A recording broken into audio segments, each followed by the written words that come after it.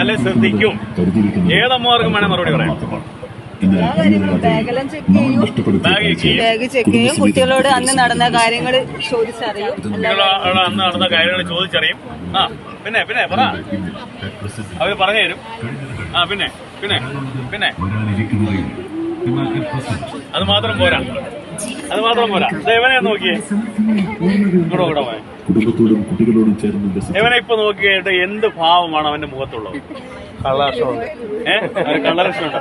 അല്ല, അവൻ എന്റെ അടുത്ത് ഇരിക്കുന്നതുകൊണ്ട് ചിലപ്പോ ഒരു ഭയം കാണാം. അല്ലെ ഭയക്കേണ്ട കാര്യമില്ല. ഞാൻ അവനെ ദത്തെടുത്തിരിക്കുക. അപ്പൊ അല്ലെങ്കിൽ അവന്റെ മുഖം എന്തായിരിക്കും? ഇപ്പൊ ഒരു ചെറു ചിരിയില്ലേ ഉണ്ട്. ഇനി ഇവന് തലവേദനയാണെങ്കിൽ അവന്റെ അവസ്ഥ എന്തായിരിക്കും? ചോദ്യമാണ്. ഞാൻ എന്തുകൊണ്ടാണ് പറഞ്ഞതുകൊണ്ടാലും പിന്നെ പറയാം. ഇവന് തലവേദന എടുക്കുകയാണെങ്കിൽ അവന്റെ കണ്ണ് നോക്കിയാൽ ആ വേദന അറിയാൻ പറ്റും അല്ലേ?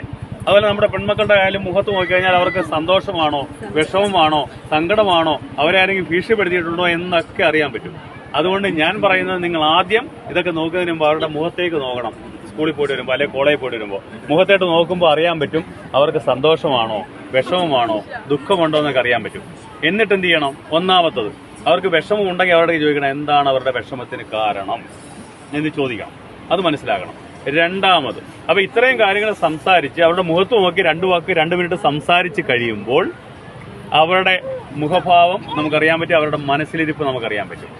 എന്തുകൊണ്ടാണ് അങ്ങനെ ചോദിച്ചതിന് കാരണം മനസ്സിലായോ? അതായത് കഴിഞ്ഞ ദിവസം പത്രം വായിക്കുമോ? വായിക്കത്തില്ലല്ലോ, നല്ല ശീലമില്ലല്ലോ. അതുകൊണ്ടാണ് ഞാൻ പറയുന്നത്. കഴിഞ്ഞ ദിവസം 4ാം ക്ലാസ്സുകാരിയായ ഒരു കുട്ടിയുടെ ബാഗ് അമ്മ പരിശോധിച്ചപ്പോൾ 2500 രൂപ വരുന്ന ഇലക്ട്രോണിക് സിഗരറ്റ് ആ ബാഗിൽ നിന്ന് കിട്ടി. ആ 4ാം ക്ലാസ്സുകാരിയായ 9കാരിക്ക് എവിടെ നിന്നാണ് ഇലക്ട്രോണിക് സിഗരറ്റ് കിട്ടിയത് നമ്മൾ ചിന്തിക്കണ്ടേ? എവിടുന്ന് കിട്ടി? 8ാം ക്ലാസ്സുകാരിയായ ബാഗ് പരിശോധിച്ചപ്പോൾ MDMA. എന്താണ് MDMA അറിയോ? മാരകമായ മയക്കുമരുന്നായിട്ടുള്ള MDMA ആണ് 8ാം ക്ലാസ്സുകാരിയായ ബാഗ് പരിശോധിച്ചപ്പോൾ കിട്ടിയത്. ആ കുട്ടി ആത്മഹത്യ ചെയ്തു. കാരണം എന്താണെന്ന് അറിയണ്ടേ? 8ാം ക്ലാസ്സുകാരി ആത്മഹത്യ ചെയ്യുന്നതിന് കാരണം എന്തായി? ആ കുട്ടിയെ ഈ MDMA ചെറുതായിട്ട് കൊടുത്തിട്ട്, ക്രീം ബിസ്ക്കറ്റിനകത്ത് MDMA കൊടുത്തിട്ട് ആ കുട്ടിയുടെ നഗ്നമായ ഫോട്ടോ എടുത്തു. ആ ഫോട്ടോ കാണിച്ചുകൊണ്ട് ആ കുട്ടിയെ ഭീഷണിപ്പെടുത്തി ഈ MDMAയുടെ കാരിയറാക്കി മാറ്റി, എന്നുവെച്ചാൽ വിൽപ്പനക്കാരിയാക്കി മാറ്റി. 13ാമത്തെ ദിവസം ആ കുട്ടി ആത്മഹത്യ ചെയ്തു. അപ്പൊ ഇതൊക്കെ പത്രത്തിൽ വരുന്ന വാർത്തകളാണ്, ഞങ്ങൾ കേസെടുക്കുന്നതാണ്. അപ്പൊ നിങ്ങൾ ദയവായി എന്ത് ചെയ്യണം? നമ്മളുടെ മക്കളുമാരെ കെയർഫുൾ ആകാൻ വേണ്ടി നോക്കുക. സ്കൂളിൽ പോകുമ്പോഴും വരുമ്പോഴും നമ്മുടെ മക്കളുമാരെ വളരെ കെയർഫുൾ ആകണം. അവരുടെ കാര്യങ്ങൾ സംസാരിക്കണം. ഒരു ഫ്രണ്ട്ലി ആറ്റിറ്റ്യൂഡ്, അതായത് മക്കളുമാരും അമ്മയും തമ്മിൽ ഒരു ഫ്രണ്ട്ലി ആറ്റിറ്റ്യൂഡ് വളർത്തിയെടുക്കണം. സംസാരിക്കണം, അവരുമായിട്ട് സംസാരിച്ചുകൊണ്ടേയിരിക്കണം. അതുപോലെ തന്നെ ആവശ്യമില്ലാതെ മൊബൈൽ ഫോണുകൾ കൊടുത്ത് കളിപ്പിക്കണ്ട. കൊച്ചു കുഞ്ഞുങ്ങളിപ്പോൾ മൊബൈൽ ഫോൺ കൊടുത്താലേ അവർ ആഹാരം കഴിക്കും. ആ ശീലമേ വേണ്ട. കാരണം കഴിഞ്ഞ ദിവസം കണ്ടോ അമ്മയുടെ കഴുത്തറുത്തത്? 14കാരൻ അമ്മയുടെ കഴുത്തറുത്ത കണ്ടോ? ഇവിടെ 14കാരനായിട്ടുള്ളൊരു കുട്ടി, അല്ല 8ാം ക്ലാസ്സിൽ പഠിക്കുന്ന കുട്ടി തൊട്ടപ്പുറത്ത് ആത്മഹത്യ ചെയ്തു. എന്താ കഴിച്ചറിയോ? ആ അമ്മയുടെ മൊബൈൽ ഫോണിലെടുത്ത് കളിച്ചിട്ട് 1.87 ലക്ഷം രൂപയാണ് ഗെയിമിങ്ങിലൂടെ നഷ്ടപ്പെട്ടത്. 1. 2, ആ കുട്ടി കളിച്ച ഓൺലൈൻ ഗെയിമിങ്ങിലൂടെ അവനെ കഴുത്തിൽ കുരുക്കിട്ട് ആത്മഹത്യയിലേക്ക് നയിച്ച ഗെയിം.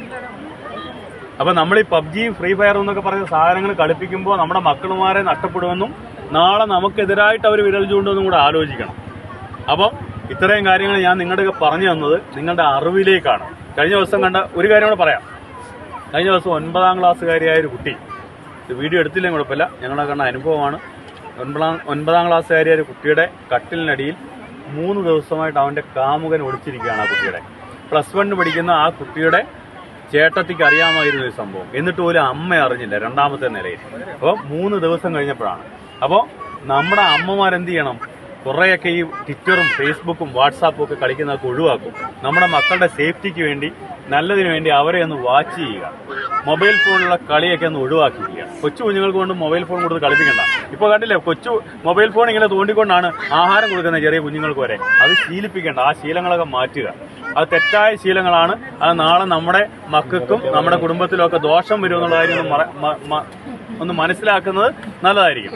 അപ്പോൾ നിങ്ങളുടെ ഉല്ലാസത്തിന് ഞാൻ കൂടുതൽ തടസ്സം നിൽക്കുന്നില്ല. നിങ്ങൾ ഉല്ലാസിക്കുക. നമ്മുടെ മക്കളുമാരുടെ കാര്യം നോക്കണം. 2 കാര്യങ്ങളാണ്. ഇത് ഡ്രൈവിൻ ബീച്ചാണ്. കഴിഞ്ഞ ദിവസം ഇവിടെ ഒരു ആക്സിഡന്റ് നടന്നു. 4 വയസ്സുള്ള ഒരു കൊച്ചിന് ആക്സിഡന്റ് പറ്റി.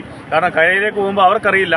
അവര് ഡ്രൈവിൻ ബീച്ച് എന്ന് പറയുമ്പോൾ അവർ വിചാരിക്കാണ്ട് ഭയങ്കര സ്പീഡിൽ പോകേണ്ട ബീച്ചാണ്. അല്ല, ഇവിടെ സഞ്ചാരികളും വരും, പെതുക്കെയാണ് ആൾക്കാർ പോകേണ്ടത്, ഡ്രൈവിംഗ് നടത്തേണ്ടത്. അപ്പോൾ നമ്മുടെ മക്കളുമാരൊക്കെ കൈവിട്ട് പെട്ടെന്ന് ഓടിപ്പോകുമ്പോൾ അവർക്ക് ആക്സിഡന്റ് ഉണ്ടാകാണ്ട് നോക്കേണ്ട ചുമതല നമുക്കാണ്. ഈ 2 കാര്യങ്ങൾ നിർബന്ധമായിട്ട് നിങ്ങൾ നോക്കണം. മക്കളുമാർ കടലിലിറങ്ങുമ്പോൾ അവരെ കൈപിടിക്കുക, അതുപോലെ തന്നെ കരയിലേക്കൊക്കെ ഓടിപ്പോകാൻ നോക്കുമ്പോൾ വണ്ടി വരുന്നുള്ള കാര്യം കൂടെ ശ്രദ്ധിക്കുക. ഇതൊക്കെ നമ്മുടെ അനുഭവങ്ങൾ എന്ന് പറയുന്ന കാര്യങ്ങളാണ്. ഇത് നിങ്ങൾക്ക് ബുദ്ധിമുട്ടാകാൻ വേണ്ടിയല്ല, എല്ലാവരും ഹാപ്പിയായിട്ട് ക്രിസ്മസ് ആഘോഷിക്കാൻ വേണ്ടി എല്ലാവിധ ക്രിസ്മസ് ആശംസകളും. എൻ്റെ പേര് ശ്രീകുമാർ എന്നാണ്. ഞാൻ തലശ്ശേരി കോസ്റ്റൽ പോലീസ് സ്റ്റേഷനിലെ സർക്കിൾ ഇൻസ്പെക്ടർ.